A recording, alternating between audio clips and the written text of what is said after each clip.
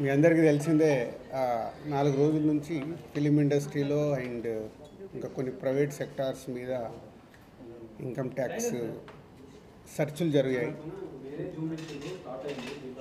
So ఈ సెర్చుల విచిత్రం ఏంటంటే మీడియా వాళ్ళందరూ ఛానల్స్లో కానీ సోషల్ మీడియాలో కానీ నేను సెలబ్రిటీని కాబట్టి ఎన్నో సెర్చులు జరుగుతున్నా సో నా న్యూసే మీకు క్యూరియాసిటీ ఉంది కాబట్టి మీడియాకి కానీ మీ మీడియా ద్వారా సొసైటీకి కానీ సో దానికి మీరు ఎంత ఫోకస్ చేస్తున్నారో 4 రోజుల నుంచి మీడియా ద్వారా చూస్తూనే ఉన్నాం. సో అందుకే మీ క్యూరియాసిటీకి దీనికి 4 రోజుల నుంచి ఏమి జరిగింది అనేది చెప్పాల్సిన అవసరం ఉందని మీ అందరినీ పిలవడం జరిగింది.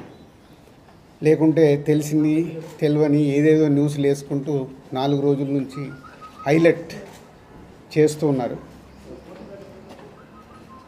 ఇన్కమ్ ట్యాక్స్ సెర్చ్ అనేది మాకు 2008లో ఒకసారి జరిగింది. అంటే దాదాపు 16 సంవత్సరాల తర్వాత ఈ సెర్చ్ జరిగింది. మధ్యలో 3 టైమ్స్ సర్వేస్ ఉన్నాయి. సర్వేస్ అంటే అకౌంట్ ఆఫ్ బుక్స్ అనేది చూస్తారు. సో ఈ సెర్చ్ అనేది ప్రాసెస్, వ్యాపారాలు చేస్తున్నప్పుడు ఇన్కమ్ ట్యాక్స్ చేయాల్సిన ప్రాసెస్. అలాగే మా మీద కానీ వేరే ప్రొడక్షన్ హౌసెస్ మీద కానీ ఫైనాన్సర్స్ మీద కానీ నిన్న సెర్చెస్ అన్నీ ఉన్నాయి. పోతే మా దగ్గరకు వస్తే మా కుటుంబం మీద ఏదైతే ఆఫీస్ ప్లేస్ ఉందో ఆఫీస్ దగ్గర ఈ సెర్చ్లు జరిగాయి. సో మొదటి 3 రోజులు ఎవరిది వాళ్ళకి ఇండివిజువల్గా సెర్చ్ చేసి స్టేట్మెంట్స్ తీసుకుంటారు. అయిన తర్వాత లాస్ట్ డే నిన్న ఆఫీస్లో కన్క్లూడ్ చేస్తారు. సో మా హౌజెస్లో జరిగిన కానీ ఆఫీస్లో జరిగిన దాంట్లో కానీ చాలా రిపీటెడ్గా వేసిన కొన్ని ఛానల్స్లో కానీ సోషల్ మీడియాలో కానీ ఇంత డబ్బు దొరికింది, ఇంత డాక్యుమెంట్స్ దొరికాయి, అది దొరికింది అనేది కొన్ని హైలైట్ చేశారు. ఎక్కడ కూడా మా దగ్గర డబ్బు కానీ డాక్యుమెంట్స్ కానీ ఐడెంటిఫై కానీ మా దగ్గర నుంచి వాళ్ళు తీసుకున్నది కానీ లేదు. నా దగ్గర ఒక 5 lakhs, మా శిరీష్ గారి దగ్గర ఒక 4.5 lakhs, అలాగే మా డాటర్ ఇంట్లో 6 lakhs, ఆఫీస్లో 2.5 lakhs, మొత్తం బిలో 20 lakhs మా అందరి దగ్గర కలిపి బిలో 20 lakhs ఉంది. అలా ప్రతి ఒక్కటి ఇట్లా వాళ్ళు ఇన్కమ్ ట్యాక్స్ ఏమేమి చూశారనేది ఇలా వాళ్ళది అయిన తర్వాత పంచనామా చేసిస్తారు.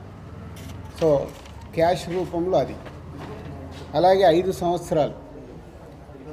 సంవత్సరాల నుంచి మేము ఎక్కడ ప్రాపర్టీస్ కానీ వేరే దాంట్లో ఇన్వెస్ట్మెంట్ చేయడం కానీ ఎక్కడ ఏమీ జరగలేదు. అది కూడా డిపార్ట్మెంట్కు టోటల్గా అందరి దగ్గరికి వెళ్ళి క్లియరెన్స్ చేసుకున్నారు. ఇది క్లీన్, ఎక్కడ డాక్యుమెంట్స్ కానీ అలాంటివి ఎక్కడేం లేవు. అలాగే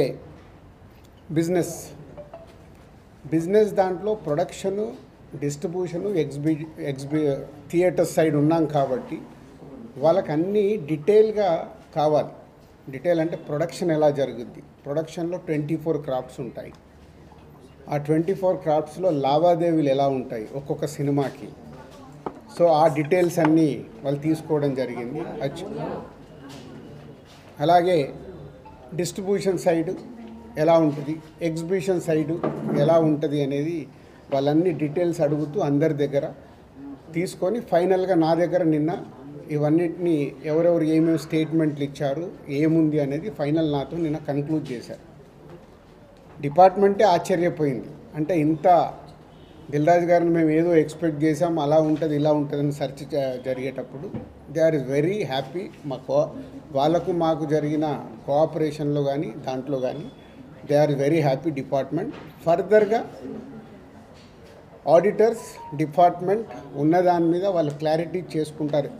అన్ని బుక్స్ ఆఫ్ అకౌంట్స్ కరెక్ట్గా ఉన్నాయా, ఇవేమున్నాయి లాస్ట్ 5 years అని అవన్నీ వాళ్ళు చేసుకొని కన్క్లూడ్ చేస్తారు.